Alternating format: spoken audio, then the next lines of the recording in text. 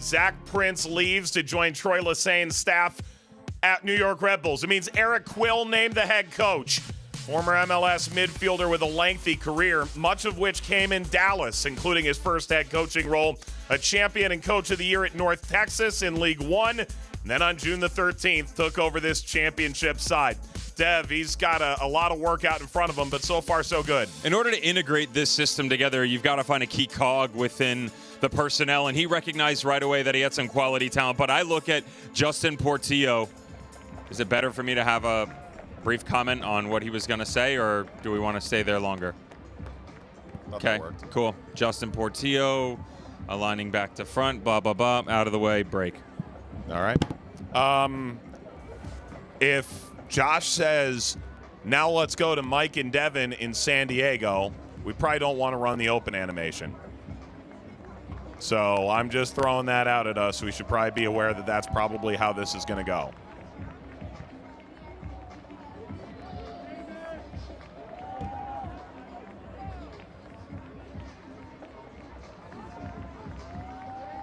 Okay, so we're basically killing the break or doing a short one? Yeah.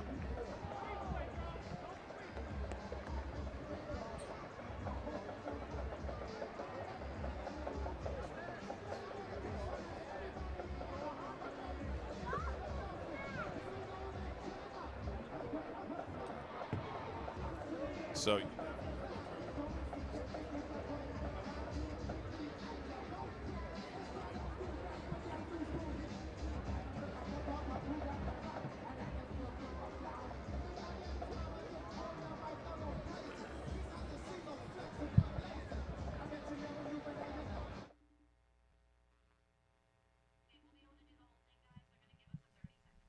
okay.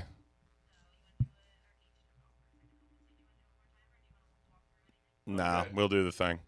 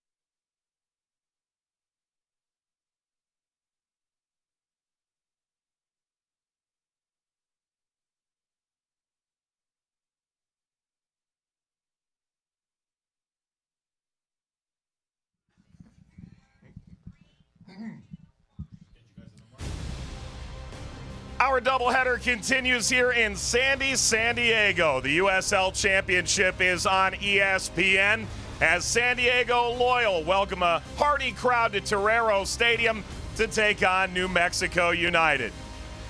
Glad you've stuck around, everybody. Joined in the booth by Devin Kerr, Mike Watts on hand, and welcome to this historic doubleheader for the championship on ESPN.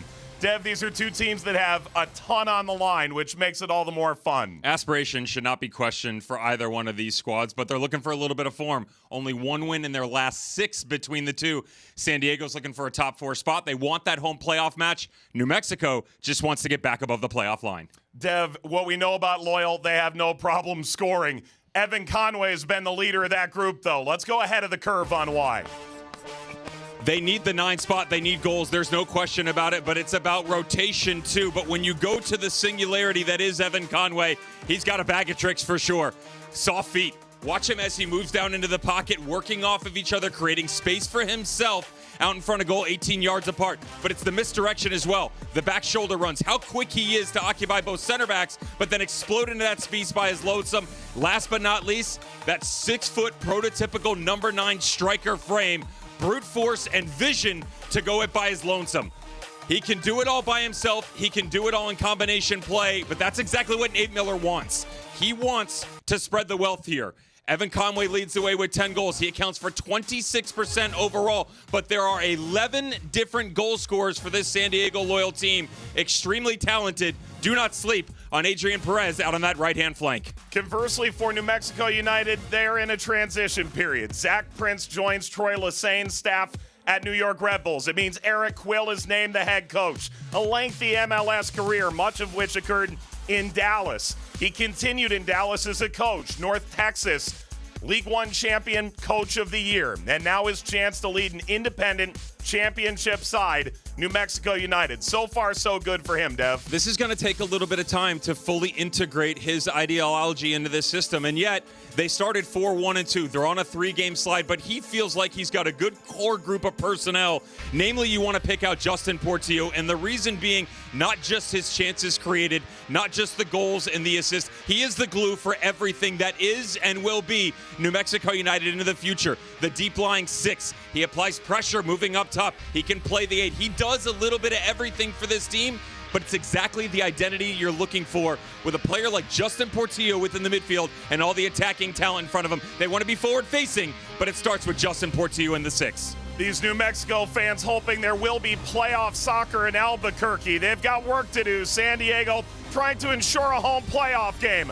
Middle of August, and the playoff race continues in the championship, just like our doubleheader back in 30.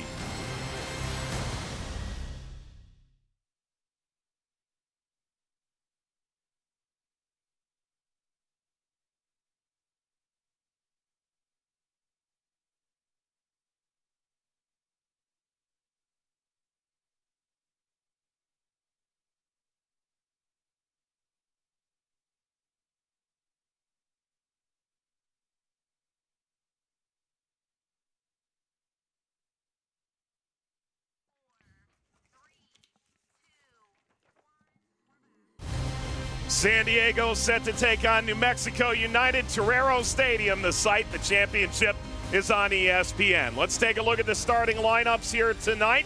San Diego Loyal has made a couple of changes. Guzman is in, so is Guido. Attacking-wise, though, they can give you a little bit of everything. Defensively, 3 shutouts in their last 6. I talked about Adrian Perez out on that right-hand flank. So much of their success is based on the rotation that sees him attack the interior, allow overlapping runs to develop, still applying pressure up top. But Alejandro Guido moving just underneath Evan Conway. We know what the 9 can do, the wings for sure, but in the absence of Tumi Moshabani, there has to be a complement. Guido has to be that factor. New Mexico United, Eric Quill. Let's look at the back line and Kyle Colonna. Colonna comes in, 7th appearance overall, only his 3rd start. That's a replacement for Sam Hamilton, an interesting tweak. Can they keep the same sort of chemistry on the back line? I look at the midfield. Is this going to be Santi Moar down underneath Harry Schwartz? Do they flatten it out a little bit more? The key complement is going to be their new addition, Loney Schneider Borgelin up top in the 9. Does Jacobo Reyes play off the left? Does he play under? There's a lot of options here for Eric Quill. He's just trying to get them all going in the same direction.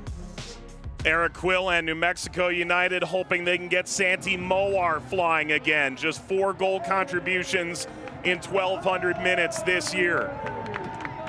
Borgelin will be the key in from Inter Miami. Colin Martin has been the glue of this San Diego side.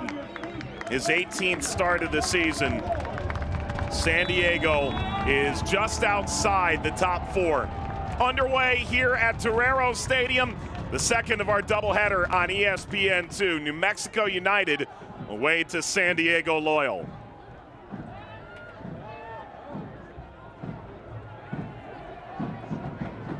Slip by Camden Riley. And an early goal kick for Koke. We'll have this San Diego team coming off a 1-0 loss to Memphis last time out. Analytics tell Nate Miller that only 4.5% of the time do you put in that performance and lose the game. But they did, and that's maybe the one moment that they're going to be able to get away with that down the stretch if they're to try and catch either of the top 2. Well, that's the problem, is everybody else in front of them in the USL Championship Western Conference is gaining form right now. You've got an unbeaten Orange County that has been on a streak since 11th spot all the way up into 4, the final home playoff position. Oakland Roots, impressive. San Antonio back in form, and of course everybody chasing Sacramento Republic atop the West. They've pretty much been the mainstay since week 1.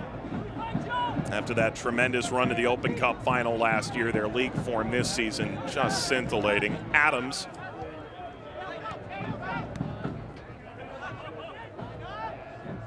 The irony of a San Diego, New Mexico matchup is it used to be a very lopsided possession ideal. New Mexico more than happy to play without the ball, but now that Eric Quill's here, I don't know anyone really knows what to expect now that these two teams are matching up.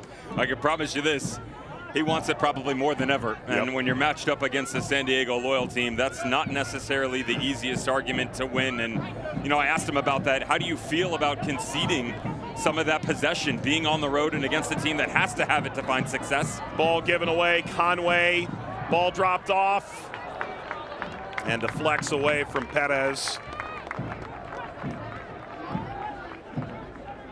He admittedly said that we understand where we are, we know our surroundings, and we recognize the fact that there's probably going to be a few more opportunities for us to give some of the ball over to San Diego Loyal, sit back, kind of invite that pressure up, cat and mouse type stuff, and then spring in behind. As you would anticipate, good crowd tonight in San Diego. Got a brutal weather system that's brewing in the Pacific. Corner whipped in,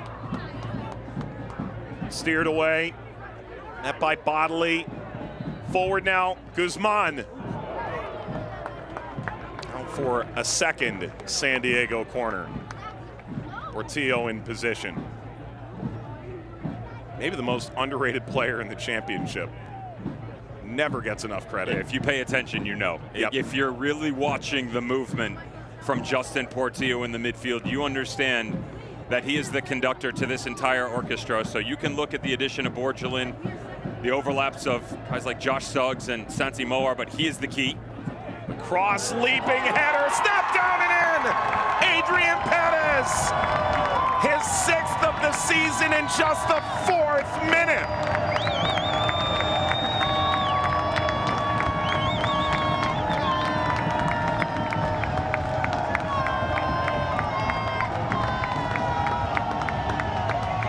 It is already a party in San Diego for the loyal faithful. Spread the wealth, and you look at guys like Evan Conway. Certainly, you've got Grant Stoneman, who plays a beautiful ball back across. But we said coming in, do not sleep on Adrian Perez and the form that he has been in for this loyal squad. Usually on an inversion, usually with speed, certainly in one-on-ones, but they will take it any way they can get it. It's a beautiful ball to the back stick. Just slipped underneath by Adrian Perez to bury this into the bottom corner. 4 minutes in, San Diego ahead. Colin Martin. Tug from Portillo. Martin in control. If you caught the early game in our doubleheader. Skage Simonsen in the 36th minute of play. Detroit City, an enormous win, Dev, over Las Vegas. Vegas at the bottom of the Western Conference, done and dusted as far as the playoffs are concerned. For Detroit, that is a massive goal for their season. Pressure in the back for Timbakis, handles that with ease.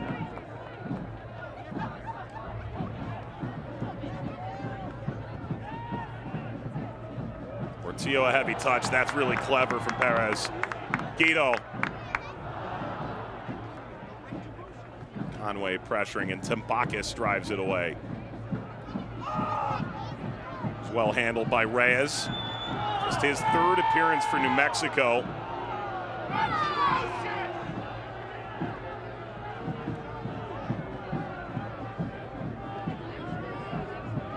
He's quite the interesting story, isn't he? Yeah. I don't know if you remember, but the first time you and I ever actually had him on our boards was at the the CONCACAF Champions League final. Yep. A couple of years back.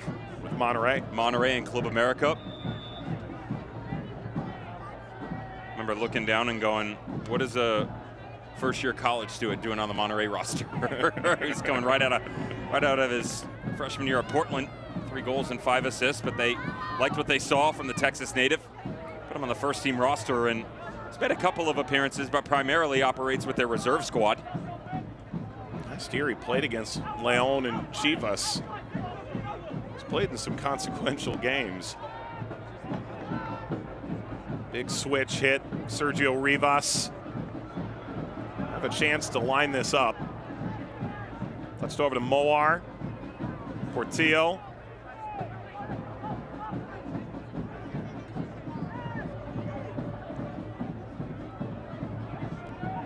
Seymour.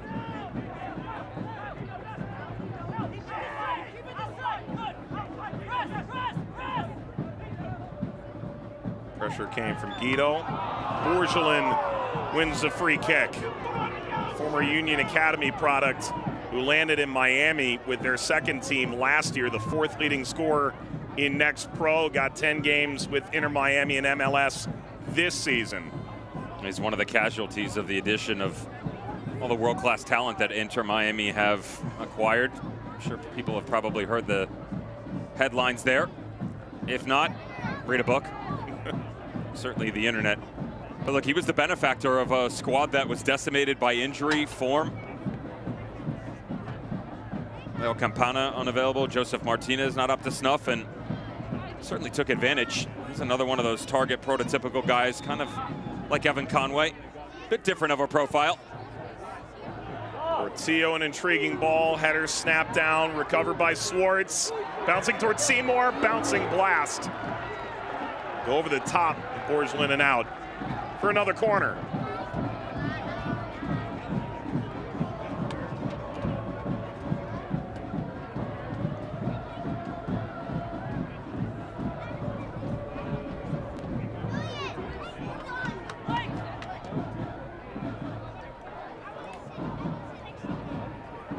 Another corner, another header. It's in, and New Mexico pulls level. A remarkable goal-scoring start, Kyle Colonna. The pride of San Diego State and Danville, California, comes back home and knots the game at 1. It's not a mirror image from what we saw from San Diego Loyal and Nate Miller's squad, but it's not that far off. It's still a ball to the back stick. The difference is here, he's actually just trying to redirect this on frame. And the good news is Harry Swartz has slipped right in front of Koke Vegas, clouded his vision.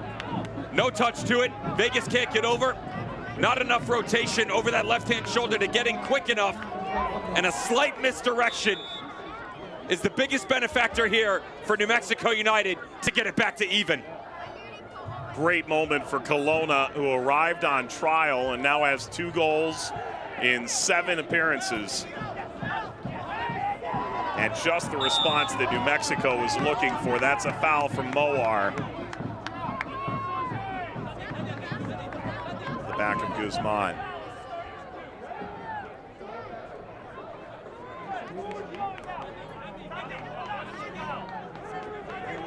a big conversation coming in. I said to you the #1 thing we talked about lineups, Mike, was Kyle Colonna. Just his 7th appearance overall and his 3rd start, and he's young and certainly hoping to be prosperous professional career. 24 years of age, and you get him marked up next to a guy like Kalen Ride, and you think, okay, that's certainly a good pairing for him. But when you drop someone like Sam Hamilton, those are big shoes to fill in, whether you're playing in a 4 or a 5, and they've actually moved into a wingback style system early on here. It does give him a bit more padding with Harry Schwartz over that right shoulder next to Seymour, and he's got Kalen riding on the left. So you're shielding him, but it certainly doesn't hurt that from a dead ball situation, you allow him to go up and help gain some of this momentum back.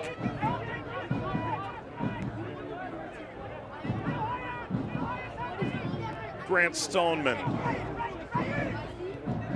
part of Nate Miller's Lansing Ignite side.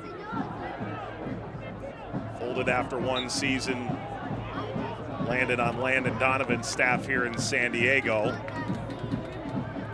Been a handful of years as the assistant to Landon.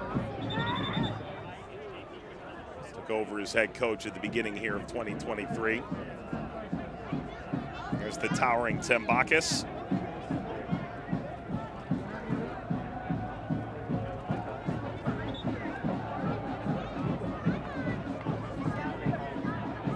Well, turns out this might well be a game of set pieces. Not sure if the coaches are going to be happy about that or not. It's not the way they drew it up. There's the service. It's met by Seymour.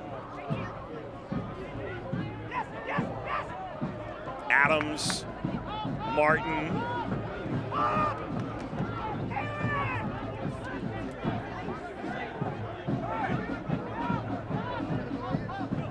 Colin Martin once more.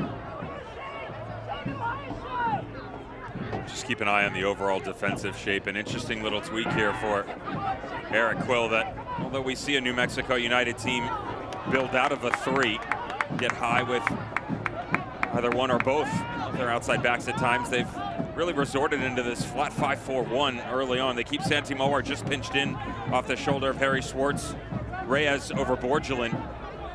And then all of a sudden you're looking, where does Sergio Rivas and Justin Portillo come in? They're doing a really good job of, whether they're side by side or creating depth to eliminate some of the play underneath. The whole MO for San Diego Loyal, when they build, it used to rotate out of a 4. Now they just start with the 3. They get Perez involved, Guido drops into the pocket, let Charlie Adams sit in there as well, but they've clogged those passing lanes up very impressively so far.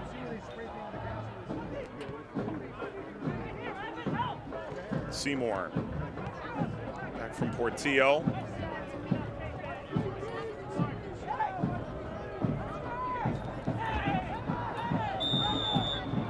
Tripped outside by Borgelin, who had dropped in. They'll bring play back.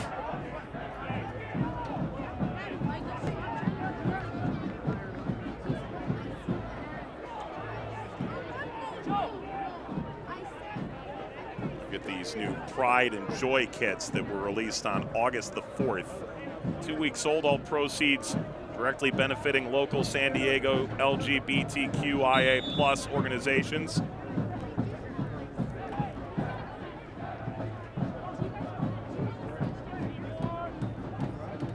If you missed a minute in this game, turns out you missed a lot. Really, it's about 4 minutes and 44 seconds that all the action came. Both off headers atop the 6. Perez one side, Colonna the other.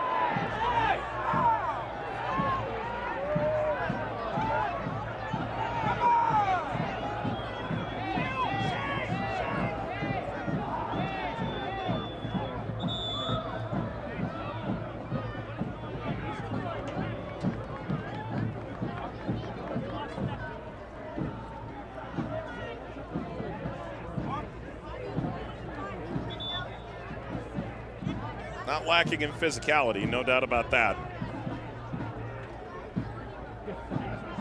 You know, Dev, there's something to be said about the fact that this San Diego side has so gripped the fan base. Yeah. It starts with Landon and Nate. The players have all bought in. The layers they've added to this thing year over year over year. every team in the championship should be looking at San Diego for how to conduct their business. I agree with you. Within those layers, there are a lot of talking points. So you talk about Nate Miller, for instance, right? And he obviously starts as the #1 assistant to Landon Miller in previous seasons before taking over the helm this year. The build of the roster. Guys like Tumi Moshabani, right, that already had experience with him. Guys playing experience with Landon Donovan directly. Yep. National team experience that he's been able to get in here. You get leaders, you get ball carriers. More importantly, you get good people. And that's what they've always been about since day one, is finding a way to make sure that, yes, we want to put a really good product on the field. But in order to do that, we have to make sure that we have great individuals off the field, and they've built it into a collective. Mexico's gone about it much the same way under Peter Trevisani's leadership. Although it's really the first new voice, so to speak. Zach Prince certainly put his spin on it, but he and Troy Lesesne off the same tree. Eric Quill, as we mentioned at the outset, things are going to be a little different in these parts. Ball got tipped away. I was chatting with a coach during Open Cup that wasn't as familiar with New Mexico. Said, I turned on the tape while Zach Prince was there, and I can see the Red Bull style and the way they go about things. Does not appear to be the future for New Mexico United now that they've made that change after spotty but significant successes under previous management. Adams plays a really early ball here. There's a push into the back, and that's going to soar over the end line.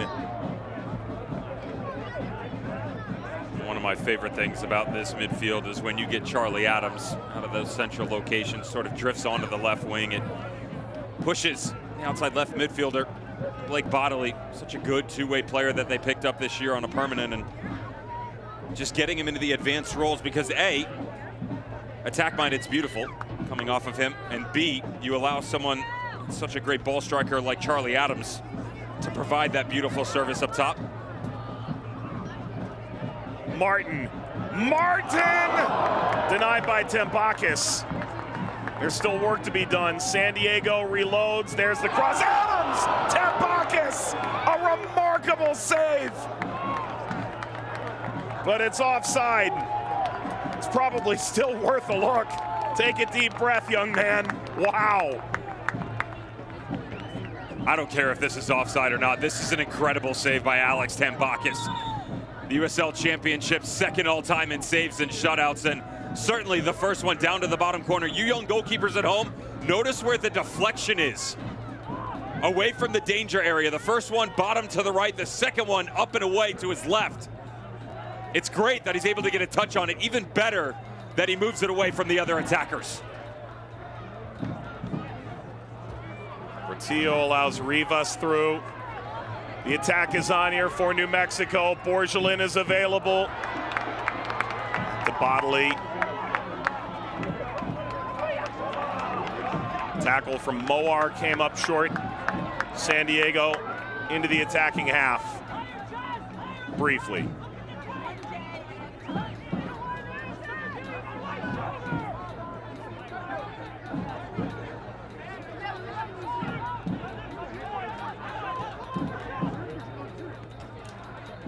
Guzman,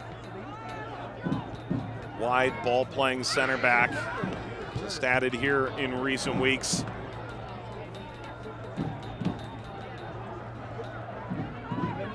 New Mexico charge. Reyes supporting the width. From the end line for Borgelin, too tall, and out by Bodley. Corner New Mexico. Borgelin just trying to figure out some of these movements from his teammates. Again, just acquired a few days ago and all of a sudden thrust into the starting 11. He knew that that ball was going to make its way there, just not necessarily sure where location-wise it was going to end up, and Harry Swartz pulled up because of it. But it is impressive. The biggest thing you want to take away from this New Mexico United squad and the addition of their new manager, Eric Quill, is getting everything on the half turn or forward facing. He wants to make sure that a lot of these balls coming in are not going sideways or negative to start their movements. Every single thing, head up and try and get that initial reaction in a positive motion. Portillo, couple of assists this year.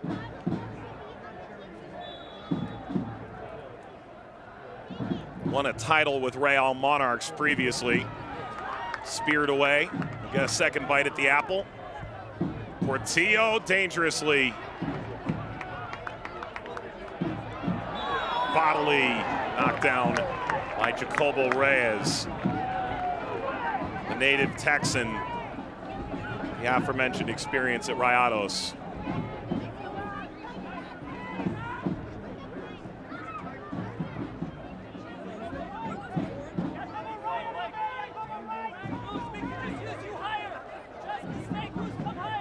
Koke. Landon Donovan had planned to go visit Spain to meet with him. COVID happens. Ends up doing a Zoom, liking what he hears. Mallorca to promotion this time in Spain.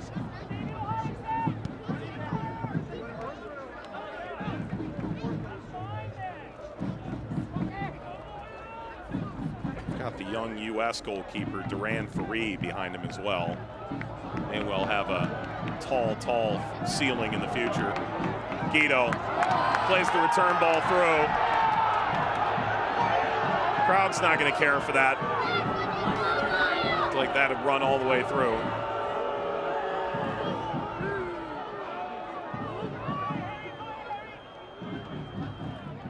Given away. Mexico recovers. That's a short respite. Into Conway.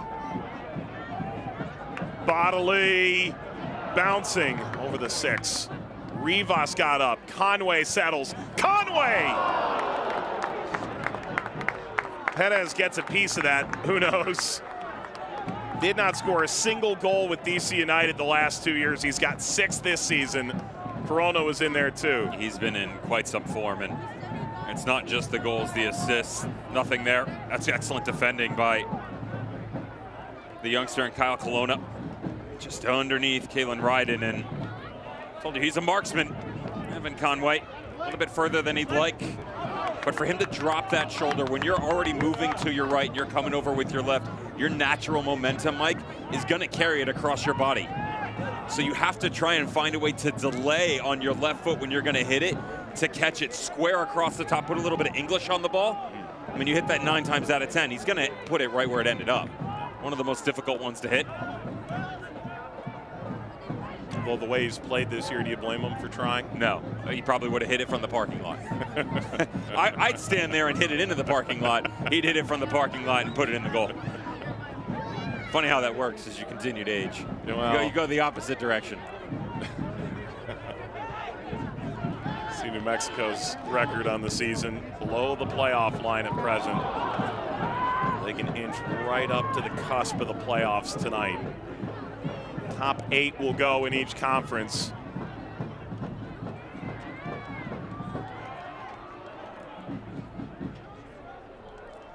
Of course, the championship final coming up November the 12th on ESPN networks.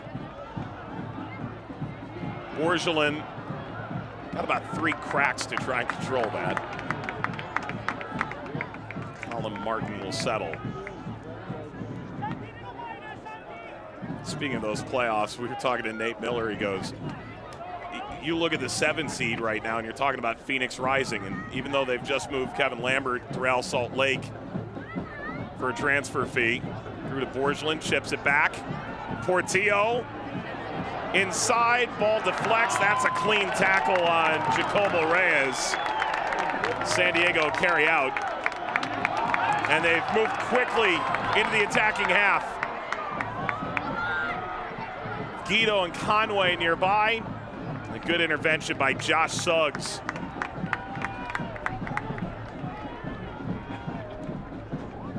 And Nate Miller was thinking the 2-7 matchup isn't exactly very enticing either these days. The Western Conference probably feels like it's got the deeper and better quality of the two this season. Hard to really argue considering the output they've put, though. I'm sure the boys in the East would be happy to reclaim the title. It seemed like for quite some time it was primarily only located on the East Coast. The distribution of the stars, that's changed recently. Can thank the aforementioned Real Monarchs of 2019 for that. Paradigm shift really hasn't stopped since. Orange County shocking Tampa Bay a couple of years ago. Continued that trend. Last year's San Antonio over Louisville City, 3-1.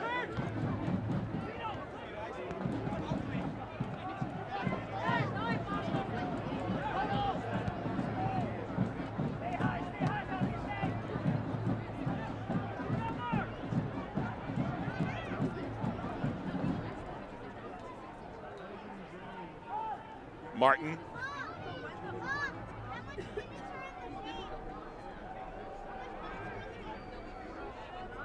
Riley.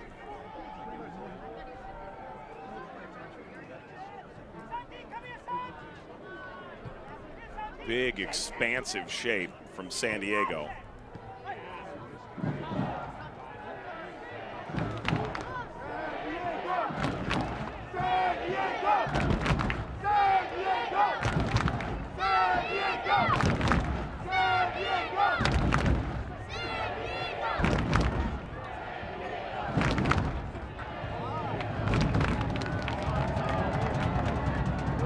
Conway didn't get a touch. That's a near tap in.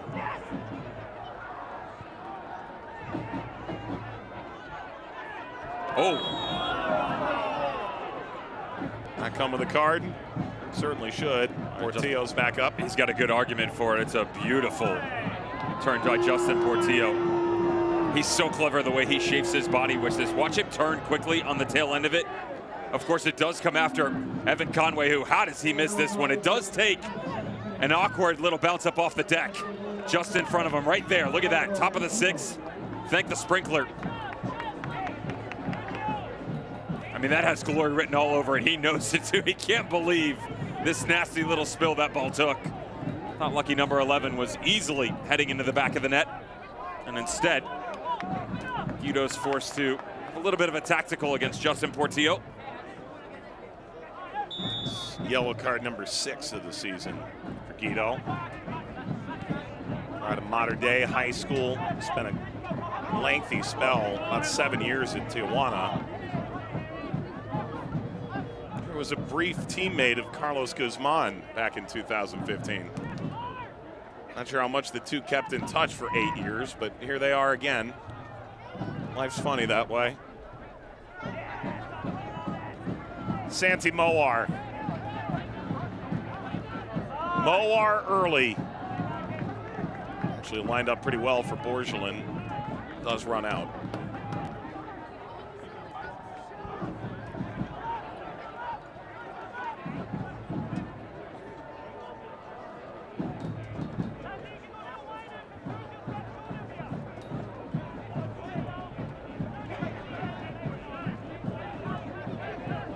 Goalkeepers in this league do you find taking 40 yards in possession like this?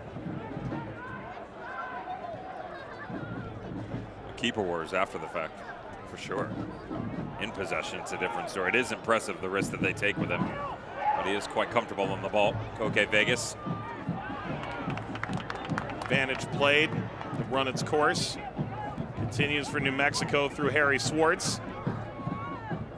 Moar offering. Riley stabs away.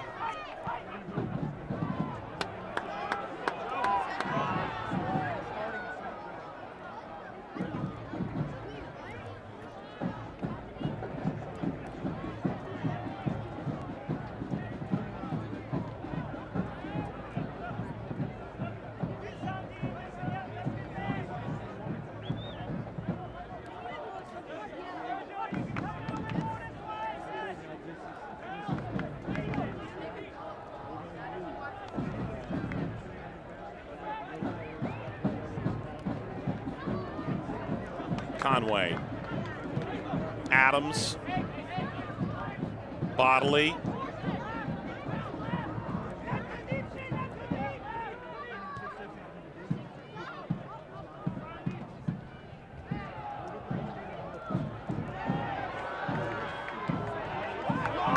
maybe a chance to hit this, Adams.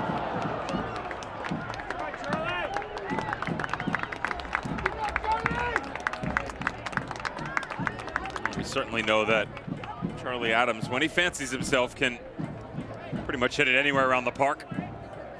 And the applied pressure by Jim Perez out on that right-hand flank that just allows it's a natural movement to continue across. Nobody steps forth. I'd say that that's the one thing right now. When they get the shape right, New Mexico United, very difficult to come through these center spots. But if that front three, the way that they can press, Santimar, Jacobo Reyes, if they come high and try and chase a little bit, all of a sudden, if you're Schwartz, Portillo, Rivas, you've got a real question as to where your marks are coming from. Because you're looking at a six-man midfield, and all of which are more than happy to chase you into the final third. It's a foul from Adams.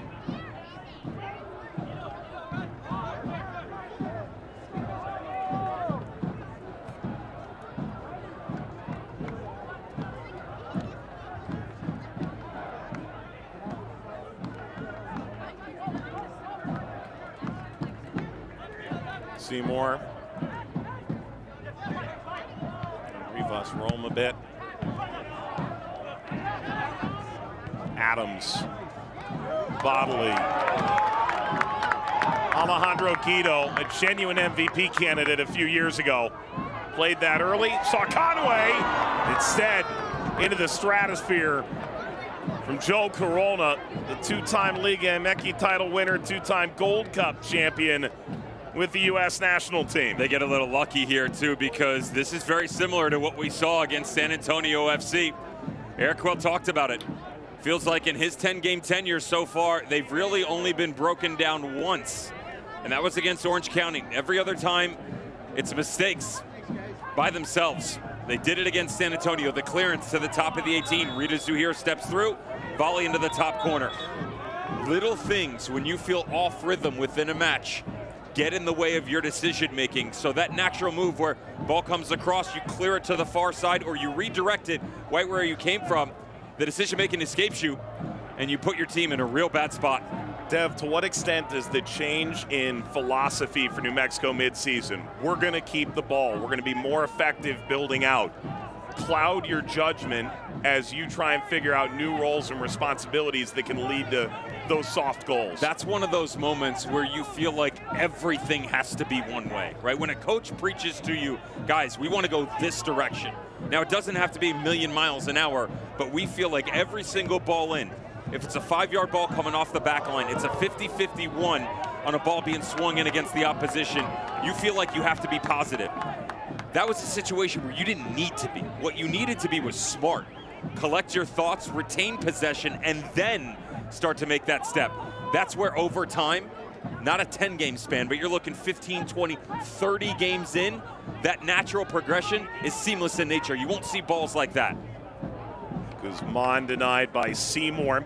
Select is the official match ball supplier of the USL Championship and many elite leagues throughout Europe. Visit www.us.select-sport.com. The latest Select products, specials, and more. That's Select, the player's choice. Partially made of recycled materials, the ball we saw, was it a week ago? Time flies. Right about a week ago. Colorado Springs for the Midsummer Showcase. That breakfast we shared together was delightful, and I don't eat breakfast. You know this. Colorado Springs, we did have a very enjoyable time.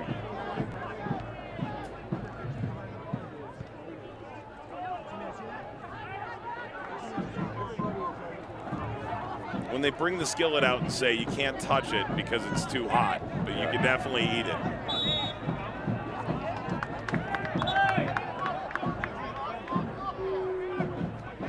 Just a tremendous meal.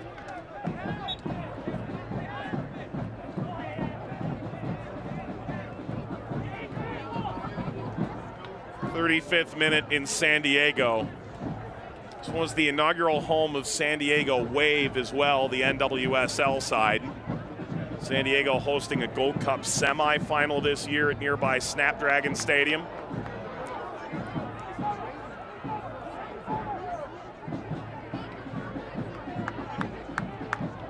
Ball laced into Guido. Turned away by Rivas. And New Mexico's figured this out briefly. Conway nearly took it back to Seymour.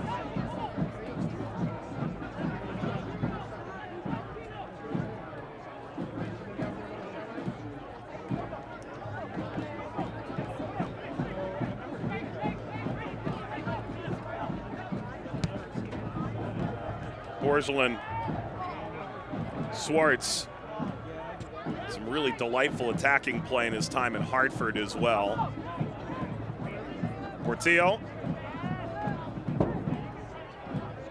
Swartz, Riley steers wide, Rivas.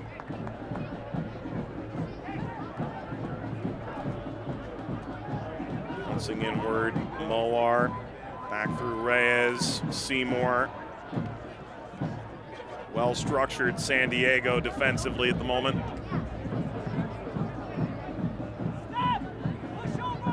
Good news is these teams have scored in this game. They always score against each other. Oh, that's excellent from Reyes, giving it off! And ripped over the crossbar. Sergio Rivas has 4 goals to his name this year. They've employed him in a different position since this change, where he's a little bit deeper next to Justin Portillo, but a brilliant little flick by Jacobo Reyes. Really like what he's bringing to this New Mexico United squad. And you know, the good news is for Eric Quill, it's not just the fact that guys are starting to pick up tactically all of these movements coming forward that we've talked about, but he's also getting it with depth. So you can get a converted forward like Greg Hurst, who's starting to feel a little bit more comfortable underneath.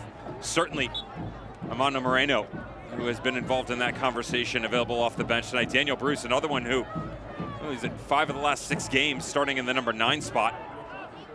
In the absence of having an out-and-out striker, they had been employing him positionally up top, and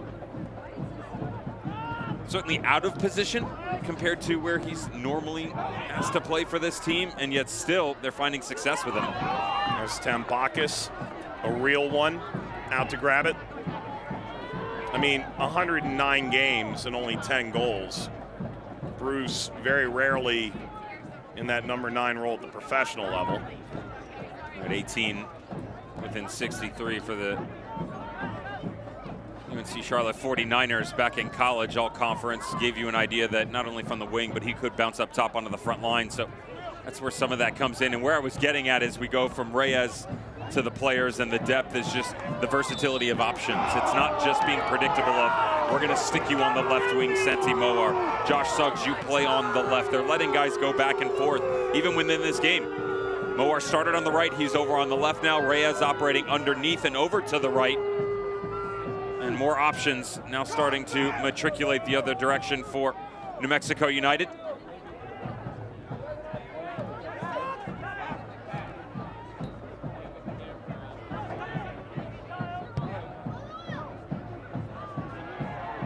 Seymour puts that in the stands.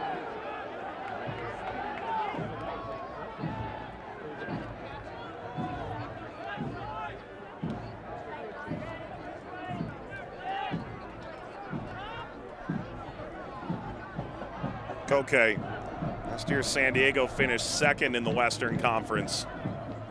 Be hard pressed to get back quite there. Pretty big gap has opened up between 2nd and 3rd.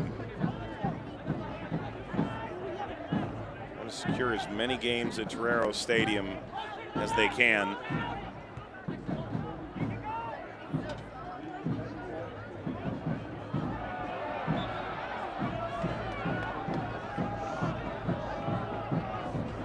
That's a foul. A little help from Suggs. All class, Josh Suggs.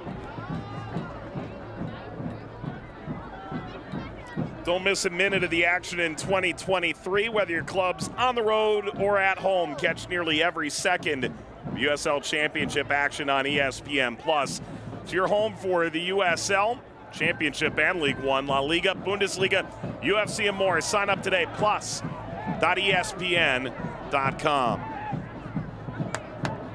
Moar got it away finally. There was no whistle. Borgelin touches forward. And a little English on that from Reyes. Rivas. Couple options percolating here for New Mexico. Ball brought down Reyes. Borgelin. Seymour picks it back up. Portillo. Moar.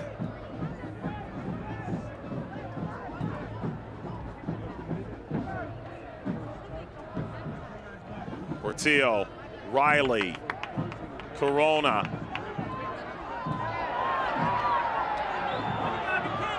Recovered by Suggs. Jacobo Reyes.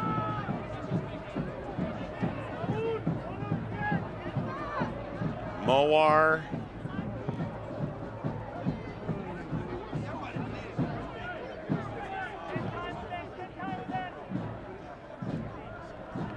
Ryden left it short. Adrian Perez scored in the 4th minute. And he's won a foul here in the 41st.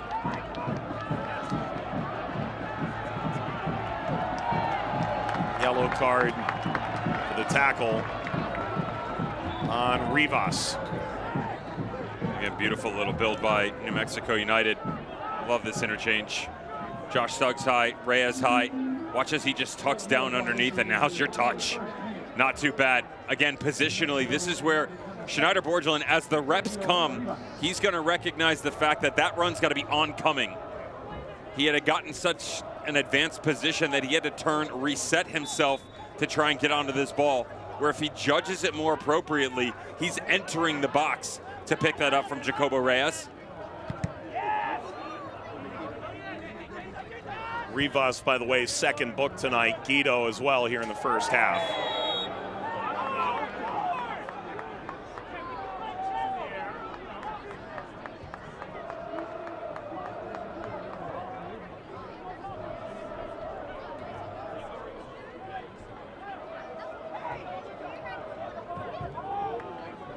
Slipping by Conway.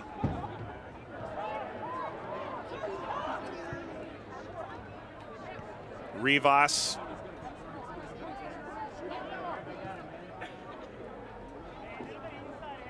Field from Kelowna. Riley needs that long ball.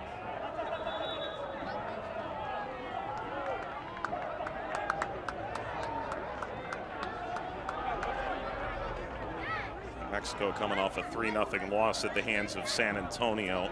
Rita Zahira scored twice in that game. Santiago Patino, playoff Patino, is back.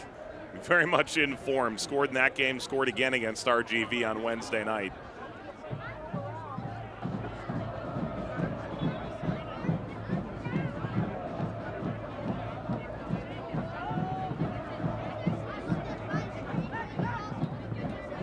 Moar. Wiggling free, Reyes bounces right to Moar. Moar! Koke, good reaction, nearly beat to the far post. And to be fair, his first touch actually got away from him that ended up really launching this thing at Jacobo Reyes right here. Wants to cut it. It's not the best of balls, but credit to Reyes, who's able to control it admirably, and then off the deflection, Santi Moar. I'll tell you what, the MVP caliber that was 2021 that saw 16 goals and 4 assists. There's shades of it there. There's the locals, figuratively and of course literally. Portillo. Appeal from Ryden. That did take a deflection off of Grant Stoneman. So New Mexico will try again.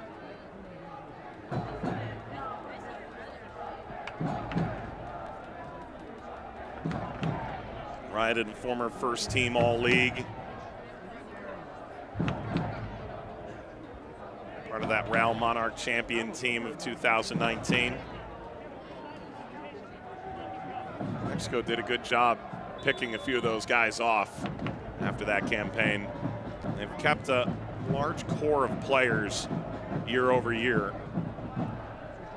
There's a reason Isotopes Park is almost always a ruckus atmosphere. They've really built something cool in Albuquerque. Another set piece for New Mexico. That is away from Borgelin, and Seymour whistles one off target as we approach first half stoppage time.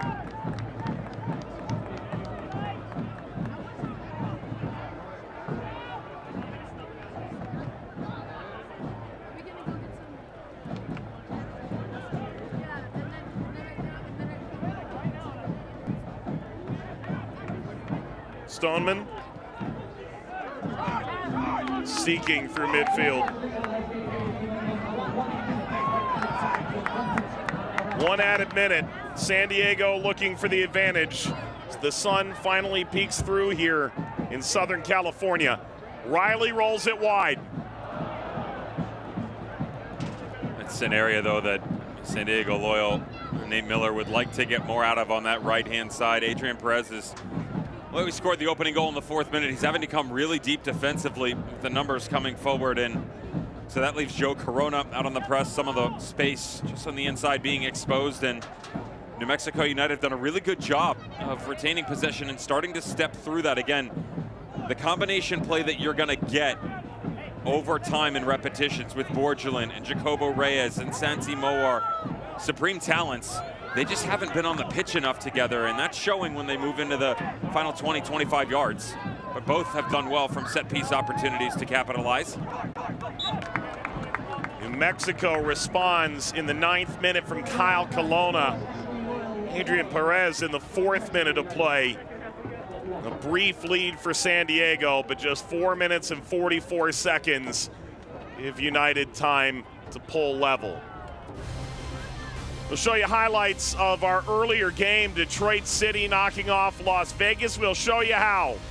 Two teams with a ton on the line certainly brought it tonight in Southern California. This is the USL Championship on ESPN. Loyal United 1-1 at the half.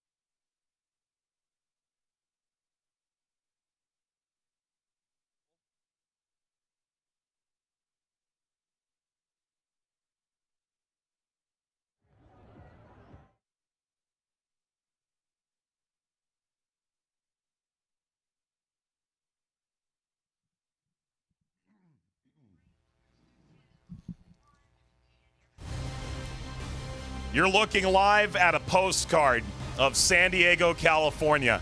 Loyal won, New Mexico won at the half in Game 2 of our doubleheader. This is the USL Championship on ESPN.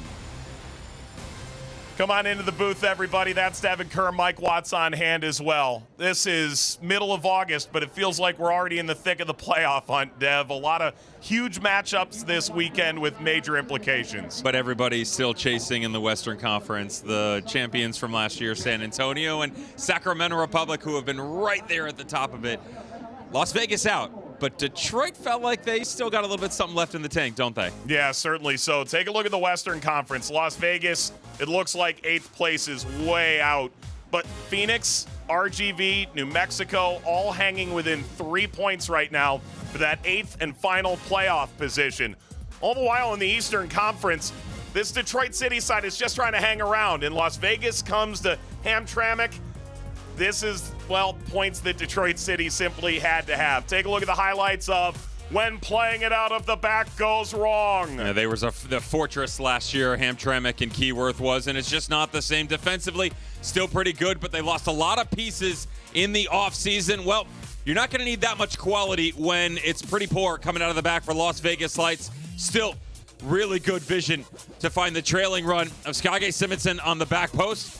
Maxi Rodriguez, beautiful, slipped in on the deck, buried into the bottom corner, and 1-0 was all it was going to take for Detroit City to nab 3 points and continue their journey in the Eastern Conference. So Detroit takes Maxi points out of that one. Meanwhile, right now, 1-1, and it'd be 1 to the cutting room floor. Critical points in the Western Conference on the line. First half highlights, and another half to go here in San Diego.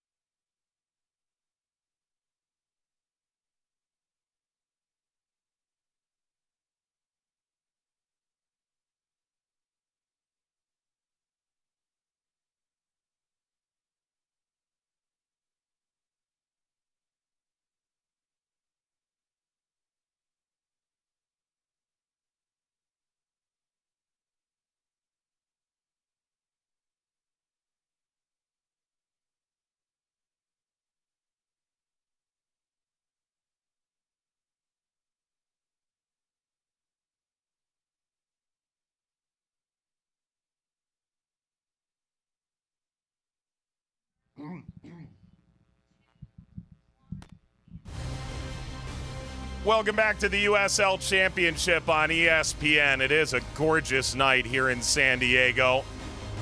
Loyal and New Mexico United level 1-1 at halftime. Welcome back, everybody, with Devin Kerr, Mike Watts on hand.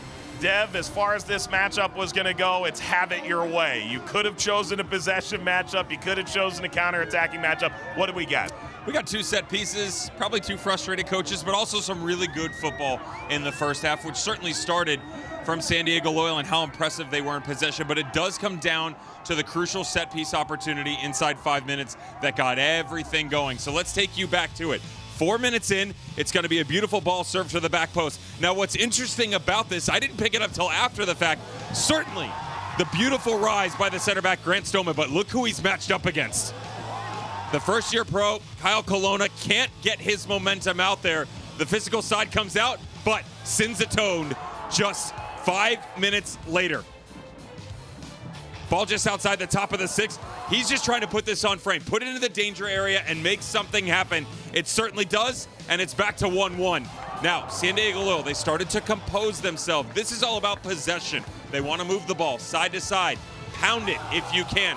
1, 2, 3 separate chances. Strike from distance inside the top of the 18. But that man right there, Alex Tambakis, second all-time in USL Championship saves for a reason, keeps it at 1-1 after 45 minutes. San Diego has the lion's share of the possession. New Mexico's got more shots. They're even on shots on target. And of course, even where it matters, it's 1-1 here at the break in San Diego. Beneath the palm trees, there's nothing luxurious about this game. Plenty of physicality.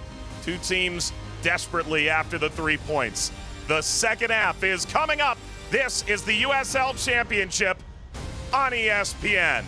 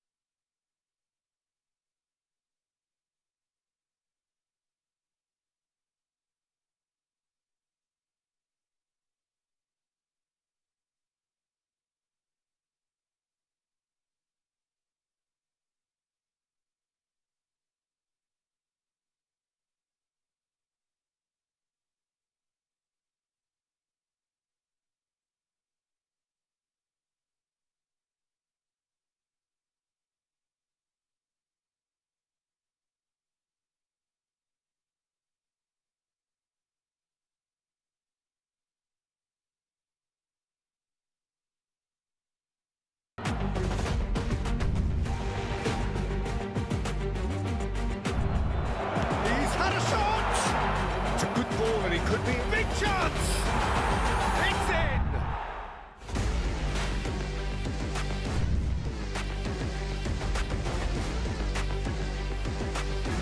Tries a shot! He scores! Big moment! Massive goal!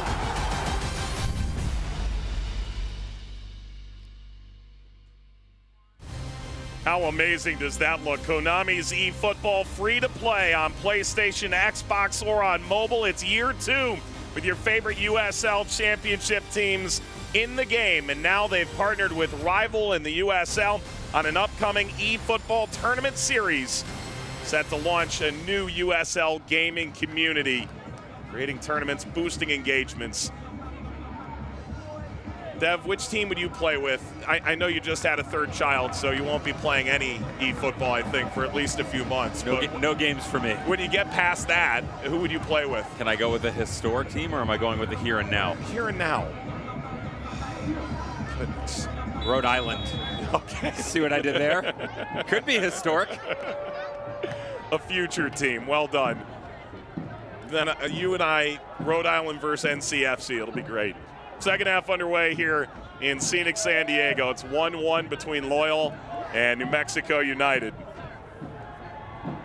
I just cannot corner you in a way that's going to make 23 coaches mad at you. You just wiggle out of it every time. Well, I gave you an opportunity. If you would have said historic, I really could have teed a bunch of them off.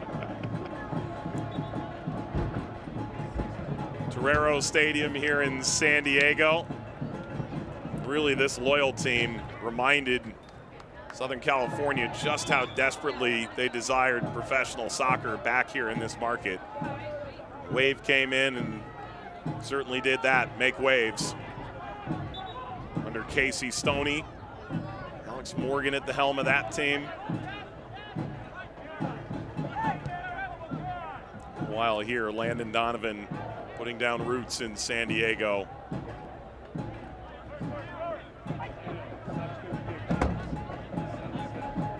Kalen Ryden. Played an early ball for Borgelin.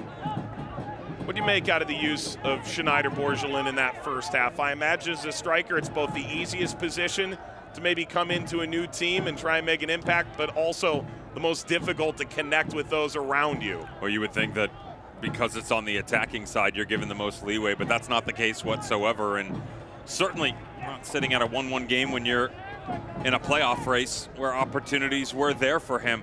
I don't fault Schneider Borgelin for some of what we saw in the first half. And the reason I say that is he was willing to work. The activity level was there. The timing was a little bit off, and that's what you get when you aren't regularly on the training ground with your teammates. A guy who's just come in, again, first game, first start, trying to figure out the tendencies of those around him. He's gonna figure out real quick that sometimes when he makes that run and Josh Suggs is moving down to the corner, he's gonna clip it to the far post instead. He ends up atop the 6 or on a near post run. These are the little things that you pick up after you're with your teammates on a regular basis. But all in all, a good shift. Conway on the run. Corona. Too high for Guido. Win for San Diego. They jump Orange County and Oakland. 4 California teams in the top 5 in the Western Conference right now. A win for New Mexico, and they get real snug with Phoenix.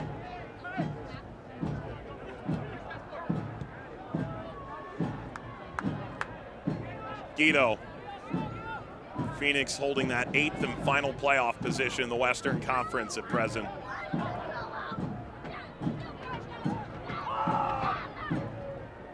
Reyes.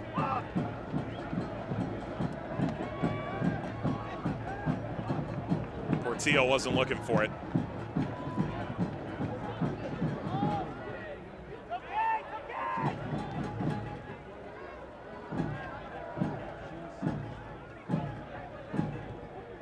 Whereas in the 4th, Kelowna in the 9th. 4 minutes and 44 separate. Done by Schneider Borgelin in the first half. They've got to get more out of that man right there, Alejandro Guido and Evan Conway. They were almost non-existent in the first half. Alejandro Guido touched the ball 15 times. The only person that touched it less on the team, Evan Conway. And all 4 of the first half passes from Guido were backwards. San Diego has gotten back into position, never got to Borgelin again. And the referee is stopping play now that the attack is concluded to some extent. And back to Guido, who went down after having an inadvertent Conway back heel into his path right there. Watch the elbow. Yeah, There it is. and it's not that Kelowna's winding up for this. No. Because a defender, you're going to use your arms to brace yourself, and you're trying to set up so that the overall structure defensively is certainly in front of the player. You're using this little half turn to obstruct his overall run. Now, it's not obstruction in general, even though Nate Miller, the head coach right there of San Diego Loyal, is probably arguing differently. It's a good defensive move by Kyle Colon on the back line that just ended up making contact with Alejandro Guido. This is where you wonder, how long does Nate Miller allow, in the most respectful of ways, some of the lack of movements up top to continue for San Diego Loyal when you've got guys like Tumi Moshabani on the bench, Renato Damas waiting in the rings, Elliot Collier could certainly be an impactful player. And they're still trying to figure out positionally the best look for them overall for Enoch Mushagalusa, TT coming over from Louisville City in the Eastern Conference. Flipped for Kyle Adams a couple of weeks ago. Guido did return, that's good news. Bottom of your screen.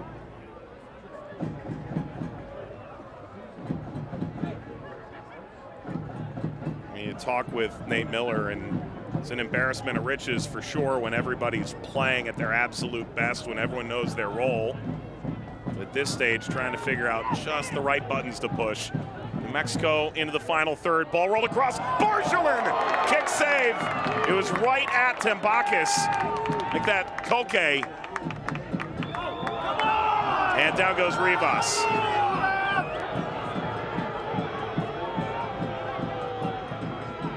We mentioned in the first half how deep that Adrian Perez had gotten after his opening goal to give them the lead.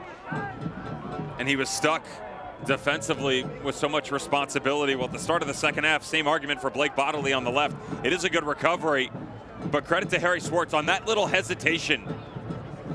Just checking up to see where the runners are coming from.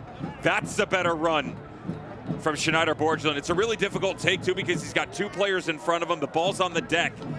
Not necessarily perfect vision the entire way. Still makes good contact, but a good save, even though it is directly at Koke Vegas. He's got to do it in traffic. Well received. You can count on one hand the guys you'd rather have on the ball as much or more than Portillo in this league. Portillo offering.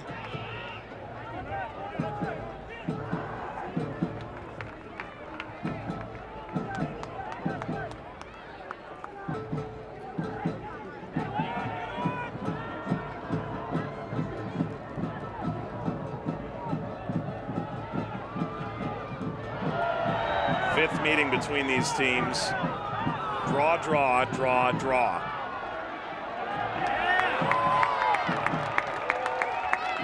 Spare fought for the New Mexico staff. Quill's dissatisfied, card out.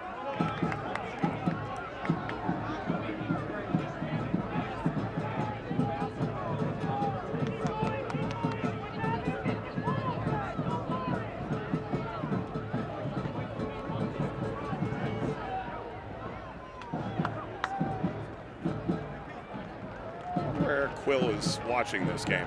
Well, I do have confirmation that he is in town. That's a start.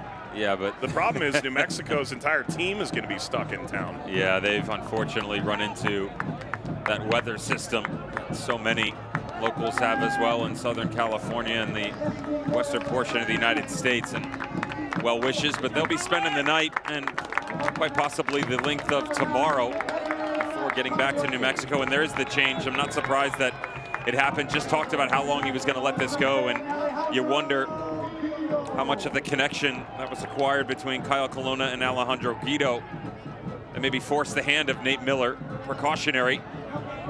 But it gives you an idea of how he feels about the attacking ideas up top, or lack thereof tonight overall, because he also pulls Evan Conway, and that's in Ronaldo Damas. Ball across, first touch, Toumi Moshabani.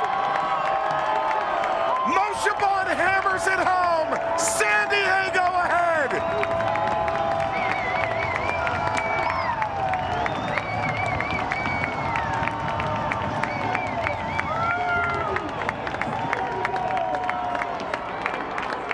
He has become the ultimate Swiss Army knife for San Diego Loyal and Nate Miller. Primarily used in this day and age, the 2023 iteration of Loyal as a false nine down underneath, back to goal.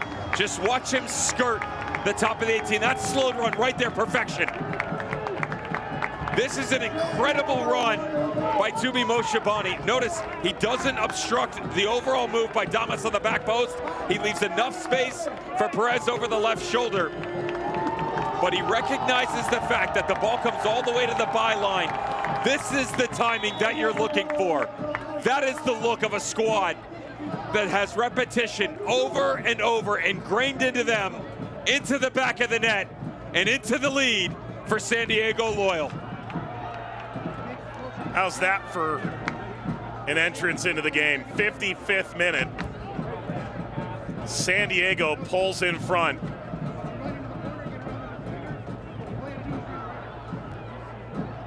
Borgelin lets it run through. Back heel to tee up Rivas. Riley in the way. That's a dangerous tackle. It's picked up by Ronaldo Damas, the former championship final MVP at Orange County. Damas laces across. Moshabani, top of the 6. Lays this off. A blast turned away from Corona. It's Martin now. Martin delivers. That's blocked. Ball through again. And the whistle will give it to New Mexico.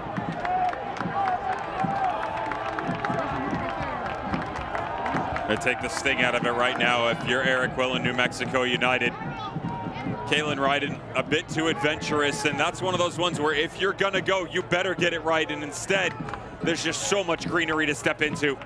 Credit the recovery runs defensively, because all hands on deck. Kyle Colonna, Will Seymour, all of which dropping back, but you're in scrambling mode.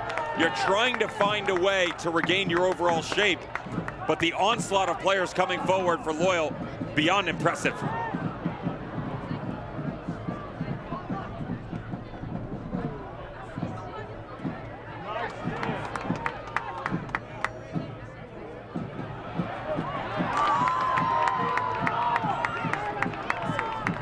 Bodley. What a start for Toumi. Into Corona.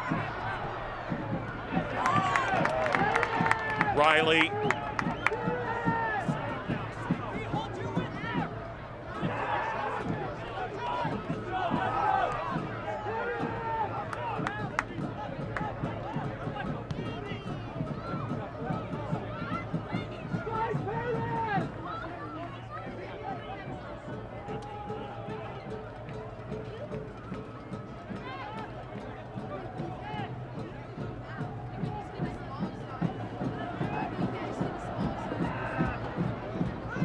Circling around to the feet of Guzman.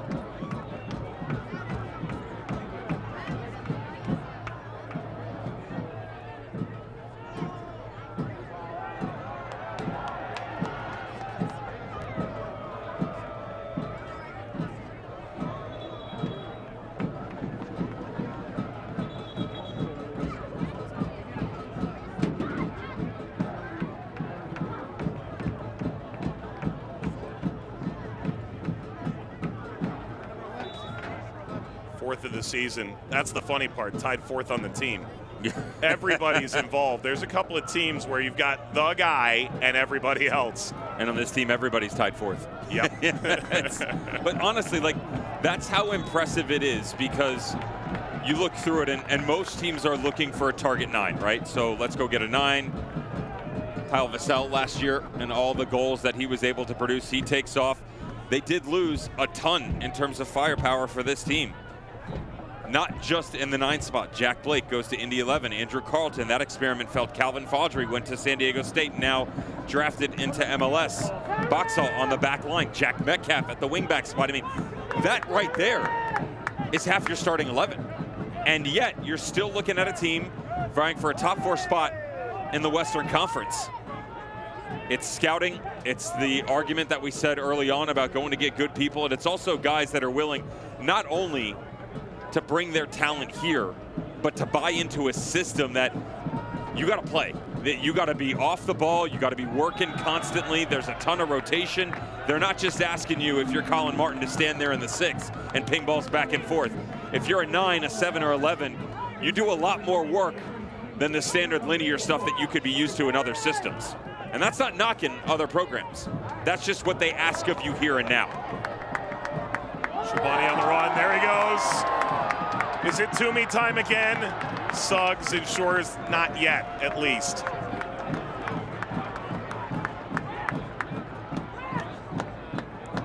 And then if you're Josh Suggs, just trying to find a way to put an end to all of this. You asked me earlier, when you're a striker and you're trying to find momentum and change systems, how difficult is it? Well, the emotional toll that it takes on you is very similar to that on the defensive front, where you give up the goal, the momentum's coming at you, you feel like you can't do anything right. The calming presence of a player like Josh Suggs can get you back on track. Been away. Shabani puts it down. He's aimed at Riley. It was askew.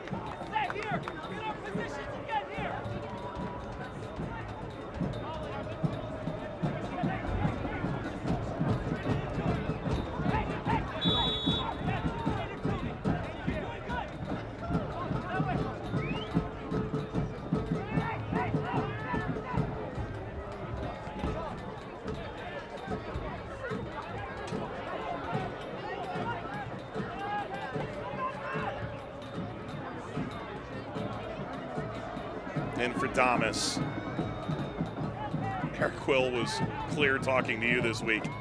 Doesn't matter if Ronaldo Damas is in peak form or not.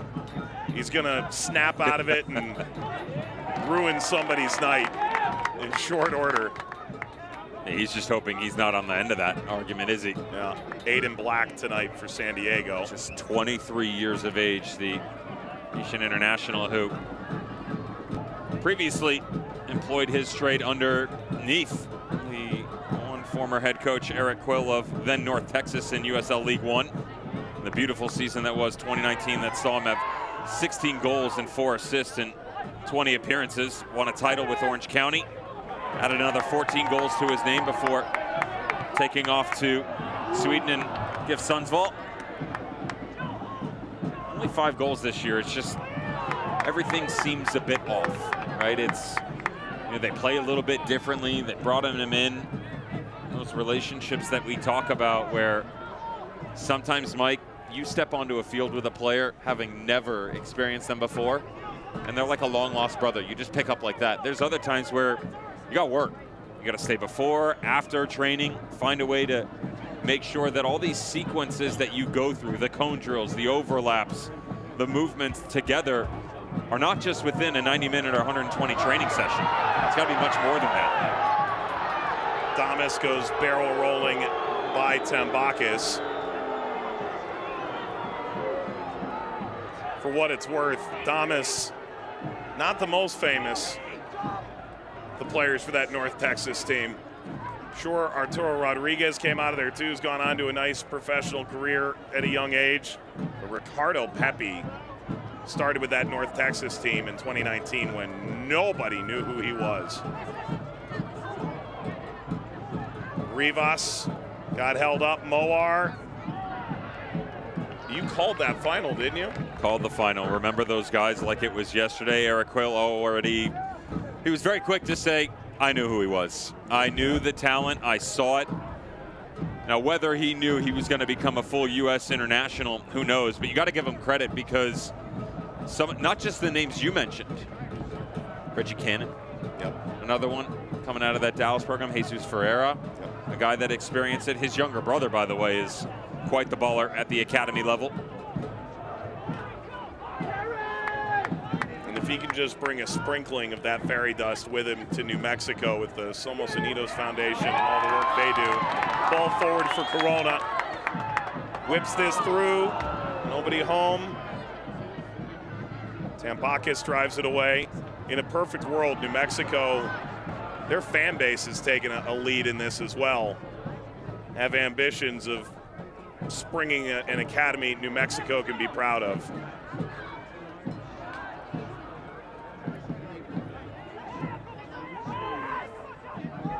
It used to be you had to go a long, long way away from home to have a chance to get in a professional pipeline in New Mexico. Reyes.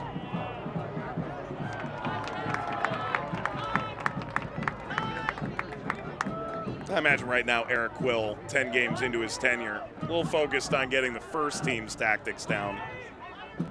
Then we'll see him start to really put his thumb on the scale at the academy level.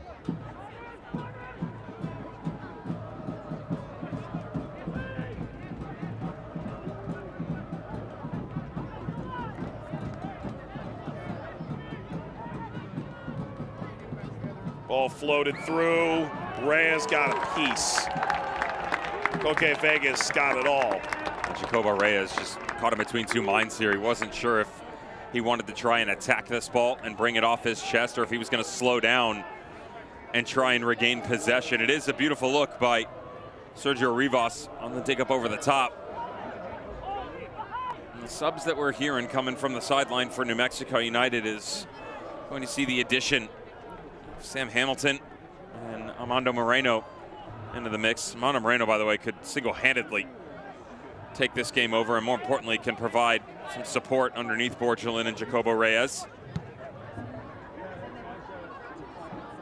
Damas.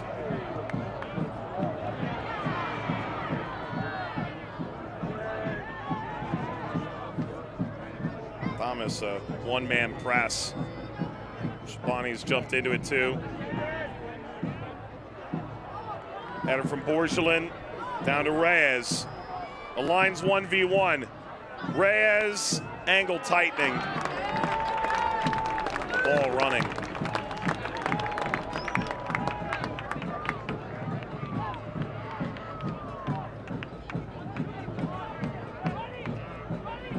Hasn't played a lot of minutes in a while. Reyes, the player who 7 years ago was at the Under-17 World Cup representing the U.S. Talent, quote, impossible to ignore.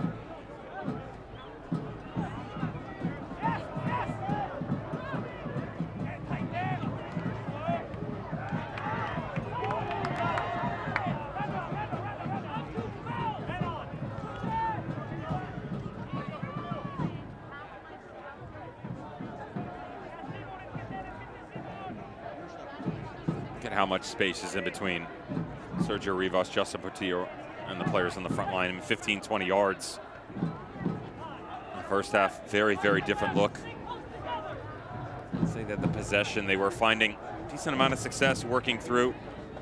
A couple of moments with Josh Suggs, but certainly through Harry Swartz on the right end. That slowly started to fade. To be fair, San Diego dropped off a little bit more. They've gone flat in the midfield, and really good job on the back line of condensing that gap where maybe it's 5 or 7 yards, so difficult to slide in between that pocket. Borgelin somehow got something on it. And more importantly, we're seeing a lot more of this over the last 10 minutes where it's a bit of frustration. The idea is there in the sense, okay, you want to find Borgelin in the air, but it's a 50-50 matched up against two center backs, and I don't care how much talent you have, spanning 6'5", 2v1 isn't exactly the argument that I want to be on the wrong side of. Saw the same thing with Jacobo Reyes on the back post a second ago. They've got to get back to some of that combination play where saw the ball on the deck, quick thinking, inside-out movements that allowed guys like Santi Mowar to not only be involved on the interior, but more importantly, they had the complement getting back to the outside and then balls being whipped back into the box. That is some really tricky stuff from Mowar.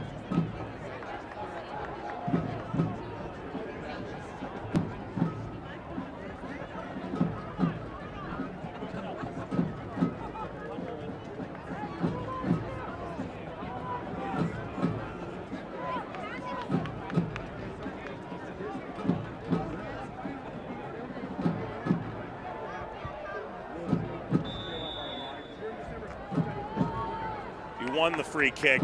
He'll take the free kick. Moar off the wall. Rotated across. Damas starts the counter. As electric as he is, couldn't get the ball fully under his feet.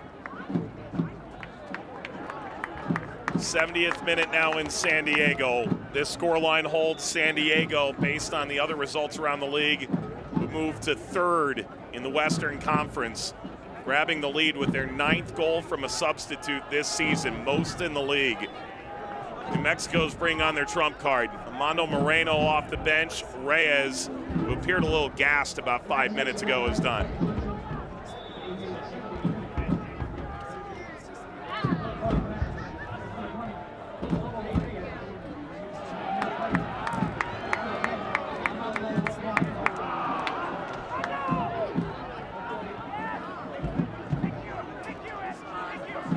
There's Moreno. Miller said he can win a game all on his own. Yeah, he can, and just watch exactly where they employ him. If they can get Josh Suggs a little bit higher here, all of a sudden you're going to get exactly what you want out of Armando Moreno, who, that space on the left side of your screen, he wants to match right up against Camden Riley, pull Adrian Perez back so that you can advance players higher. The problem is you have to find a way to then work in tandem off of each other, and that's where the argument has really started to break down. Left to right respectively, they get into these one-offs, and so it doesn't matter if you're 30 yards and in, they don't have the troops to support.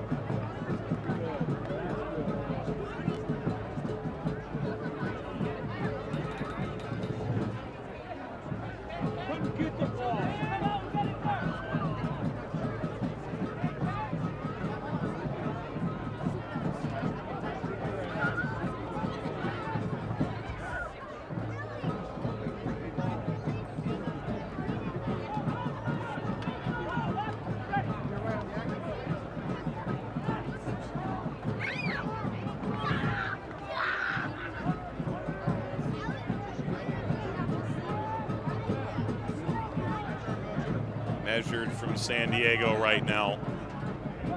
Mexico trying to avoid another defeat. Winless in their last 3. It's their 2nd goal in the last 4. It's in the 8th minute, the 9th. Suggs. Perez.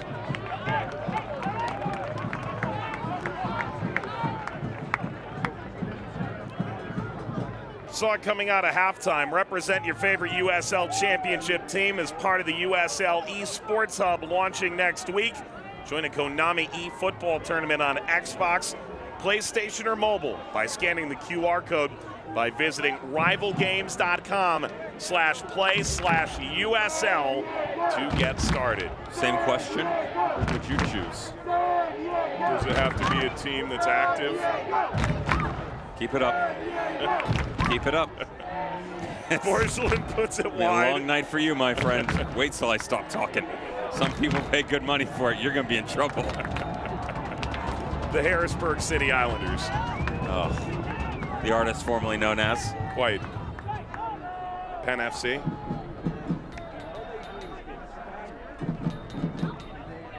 Stealing the hearts of Bethlehem. Sure.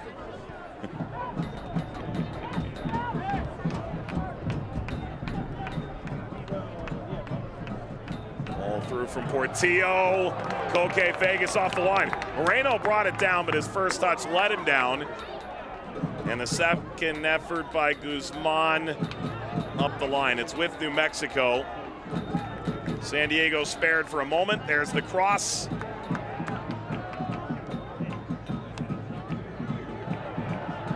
And there's a much-needed clearance out to Kelowna.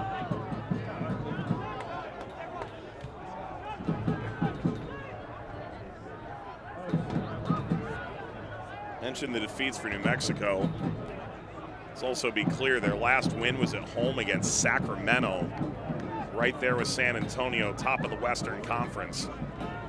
They're not without some key wins this year. Suggs wiggles down the line, Offers, backside header, snap down, outside the stick. Harry Swartz. That was certainly pretty from New Mexico United. Go back to the first chance, by the way, and this entire methodology from Eric Quill. Again, everything, your player. Hips open, half turn. If you can get forward facing immediately, that's what I want. So you get it out of Portillo, up over the top to Harry Swartz. Same thing from Josh Suggs. Beautiful run to the backside and almost the equalizer. Sam Hamilton replaces Moar. Swartz comes off as well. That was his final effort. Coaching staff in Hartford, when he initially signed, went 3-4 days with him. Then they said, can you trial for another 10? We want to get a longer look. By the time they were done, they felt like he could out-jump any 6'4" guy in the league. Because of just how physical and how smart he was in the air. Daniel Bruce in as well. Koke Vegas gets attended to. Well, the real question now is, what do you want to do with Sam Hamilton? Because if you look at the back line, easy with Suggs and Daniel Bruce to employ them at the wingback spot, but now you've got true center backs in Will Seymour, Kelowna, Kalen Ryden, and Sam Hamilton. Now, Seymour can operate as an out-and-out right back. Hamilton, though, you can bump up into the midfield, and I wonder if they're trying to regain some of the advantage of having the ball at their feet a little bit more, because they've started to find a couple of seams. You bump Sam Hamilton, who can drop onto the back line, help you defensively, but also play him in a three-man tandem next to Rivas and Justin Portillo. Now you can allow that front line to express themselves a bit more fluidly than we've seen over the course of the second half. Certainly more pace on the outside for Daniel Bruce to get in transition. All the fans there. By the way, on the scarf, you can see Bum the dog, who disembarked off a San Diegan ship. It's a stowaway in 1886. 4,982. Shabani beat Timbakis like that.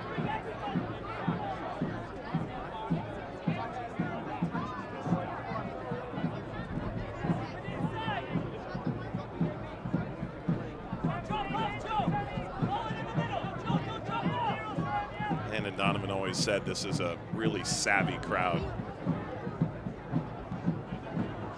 It's about the engagement Loyal have here. They've understood the mission. Bruce put it wide. It's going to set up well for Moreno. Alas.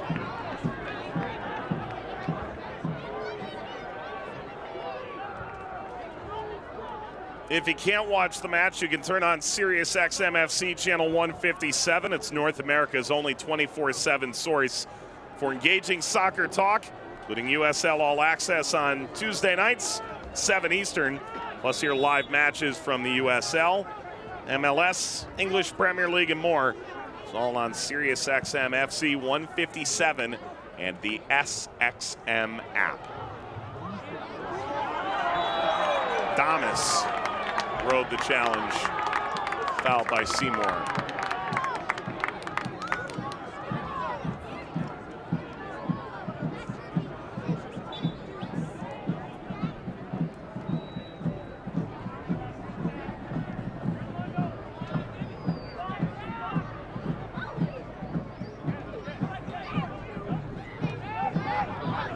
Pressure for Borgelin.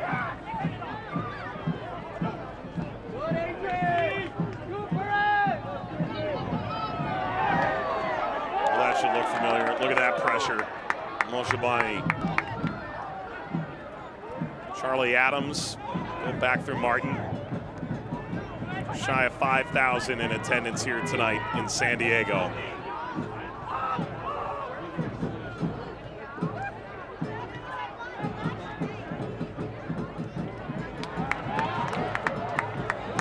Damas to shed the defender. Portillo stepped in. Bruce.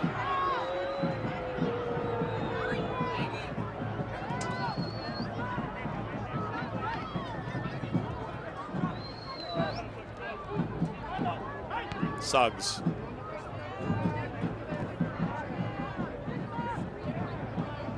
Hamilton. Moreno sought the return. Colin Martin had some vet stuff.